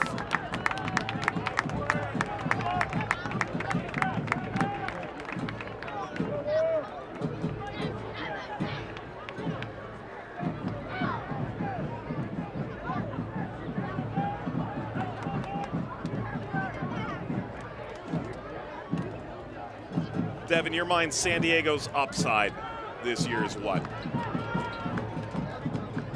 Is this a genuine championship contender the way it's built right now? When they want to be. The problem is I'm still not sure, A, that we've seen the best out of them.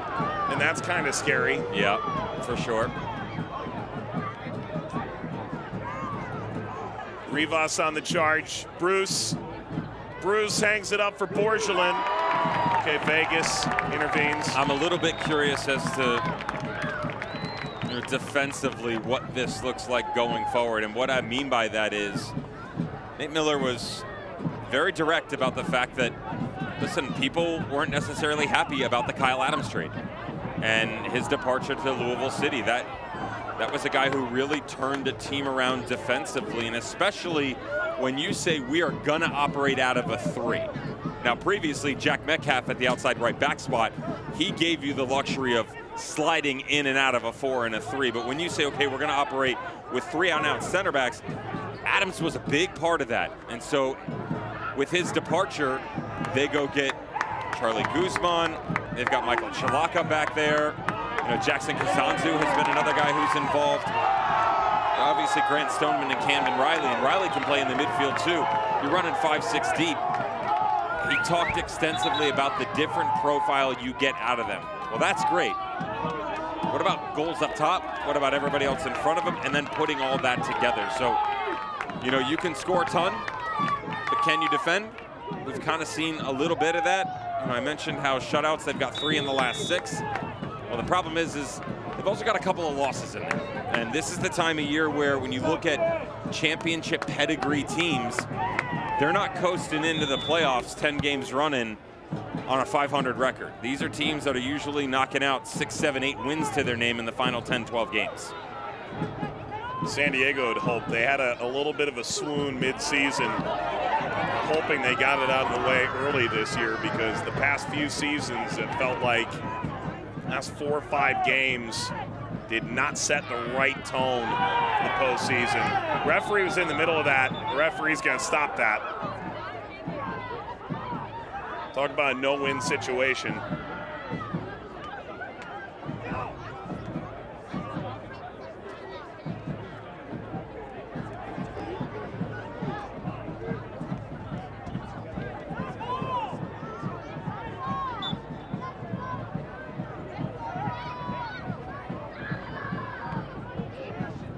Dulanjai regrettably in the thick of things.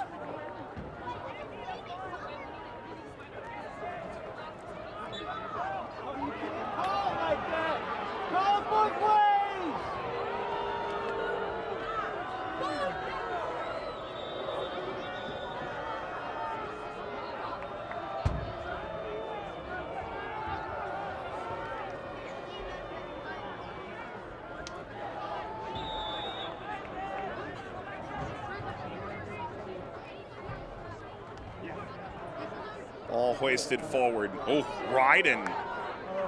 That did deflect off a San Diego player. That is a New Mexico corner. That's very fortunate from your goal scorer, Adrian Perez, who got this party started back in the 4th minute. Almost ends up in the back of his own net.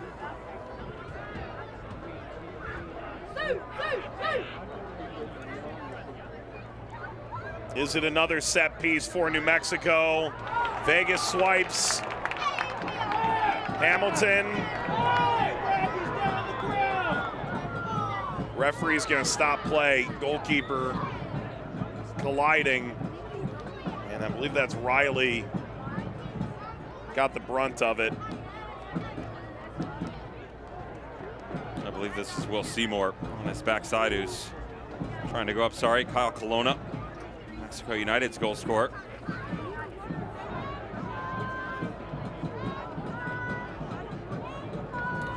another region, possibly.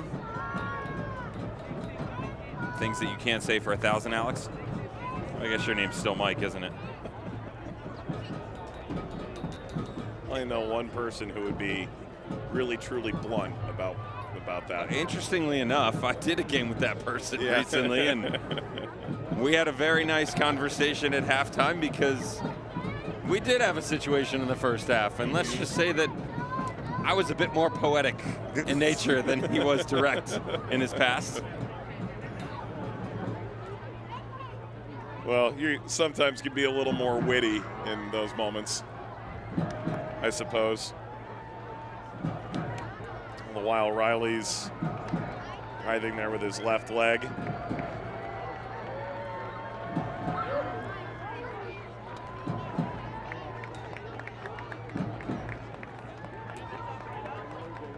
Riley's back up and hobbling toward the sideline, and Koke Vegas is back up as well. It's been a busy night. Yeah, he's certainly had a decent amount of work to do, whether it be the marksman that is Santi Mauer from point-blank range. Seen a couple of impressive runs down into the channel. Harry Schwartz, Schneider Borgelin, the new acquisition on loan from Inter Miami. Love this ball up over the top, and the quick little touch on the diagonal from Harry Schwartz off the distribution, deep lying from Justin Portillo. But every single time, they felt like they had broken the deadlock and got a real good opportunity. Koke Vegas was there to parry aside.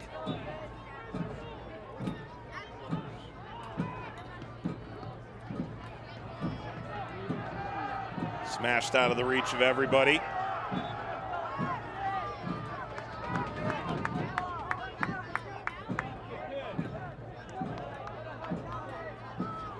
Elliot Collier, who's hoping to win titles in back-to-back years.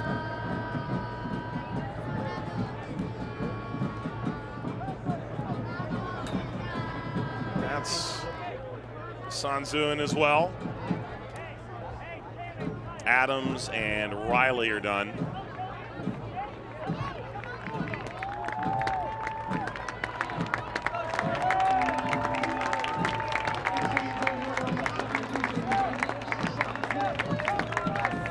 Substitutions 3 and 4 for Nate Miller there. That's certainly a quiet night for Charlie Adams, but with the way things shook out, a lot more activity on the outside from guys like Adrian Perez and Joe Corona on the right-hand flank that made him have to cover ground that he probably would have liked on that back shoulder of Colin Martin in the midfield.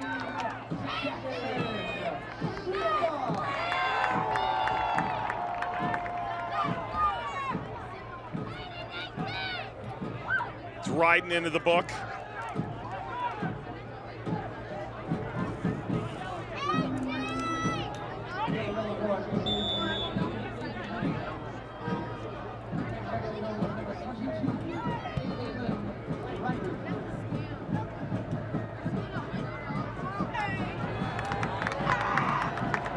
San Diego trying to put this away.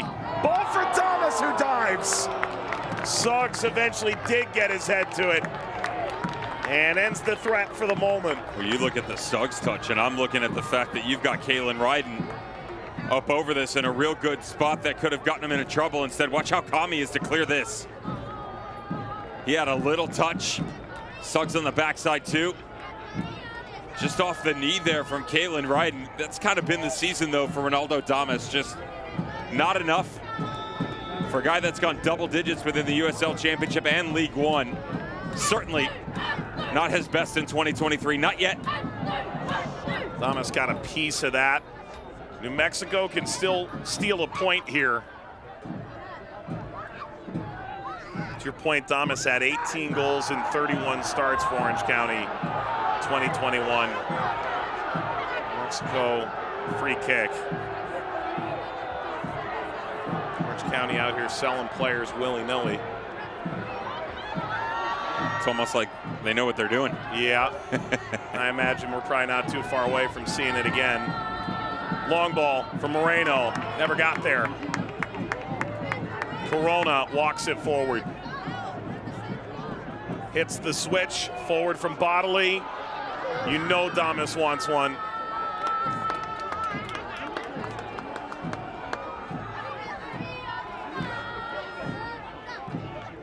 Hey, Miller, when they signed him, said he always hurt us in Orange County. Always. Just a good enough reason to make sure that he's playing on your team.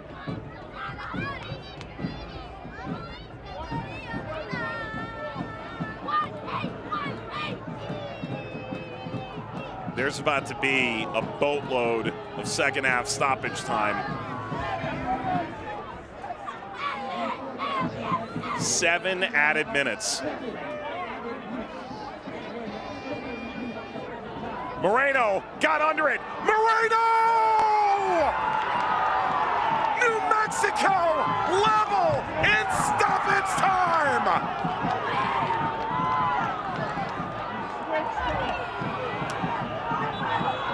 And the international for El Salvador steps forward in the big moment. 2-2.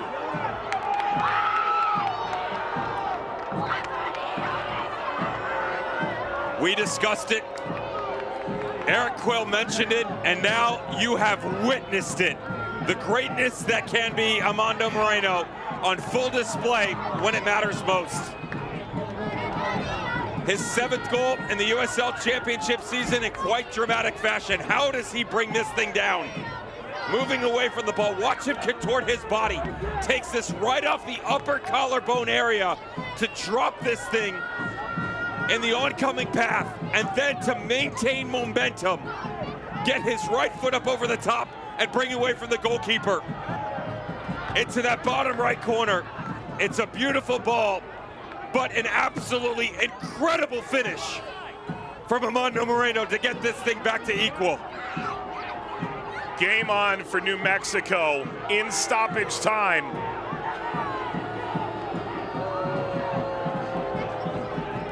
There is no VAR in the championship, and for many that harkens to a better time. San Diego probably doesn't feel that way at this moment. It was tight, and certainly it was Jackson Kasanzu, the 20-year-old center back, that he's sort of playing off his back shoulder. But we were talking about what this could be for New Mexico United, and it's certainly taken some time. We've seen a lot of play that was just a hair off.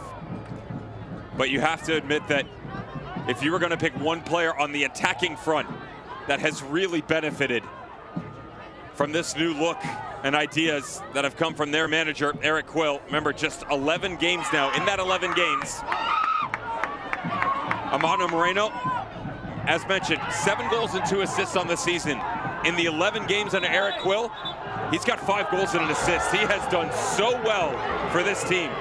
Primarily operating on this left-hand flank. He can bounce to the right, feels comfortable underneath. But getting him inside the 18, wondrous things can happen.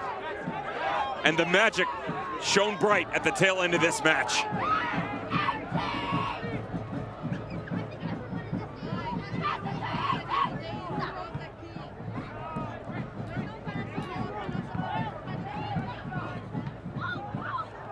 Wasn't there for Hamilton. Big collision, 4 minutes to play. Moreno.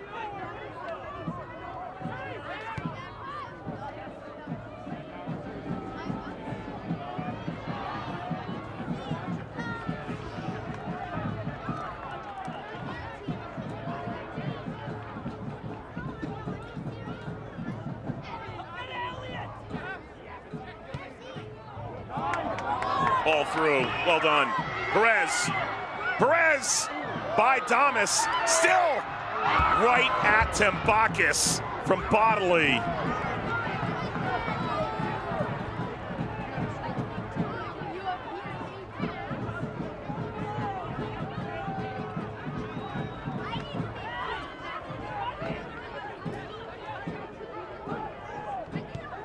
Heart beating a little faster now. Nice move. Bruce too high for Borgelin.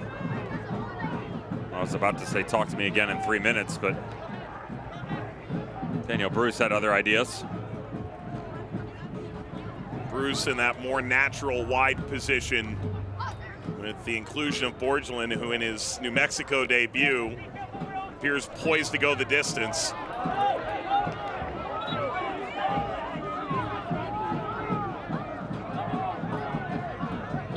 This is the last scheduled regular season game on ESPN2 for the championship this season.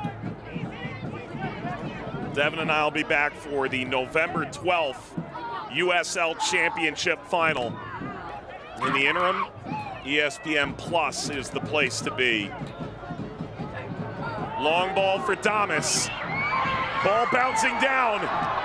Kept away from Damas. Spinning like a top, just touched away.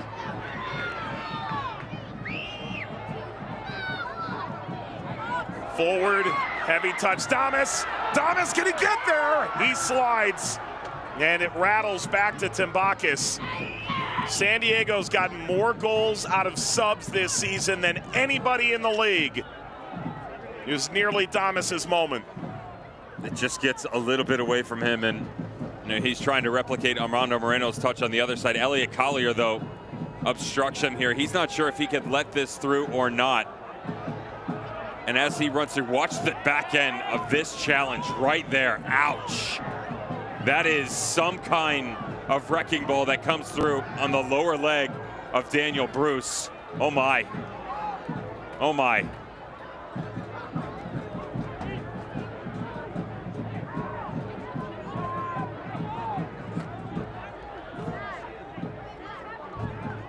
Bruce on the trot.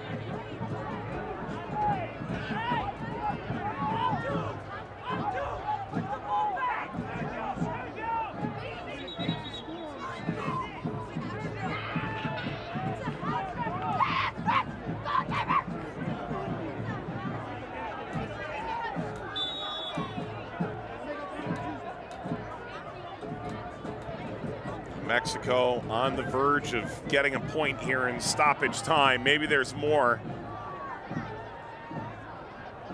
Header up, Moreno chasing. He's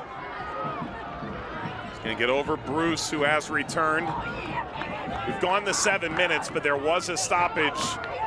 Bruce wins it back. Hamilton, Bruce, slides it forward, Borgelin. Snap header, New Mexico continues. Portillo.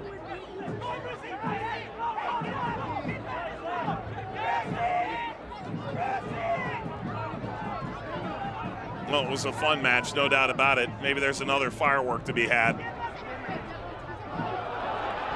That header from Rivas opens the door for San Diego. All the way around and running out of real estate.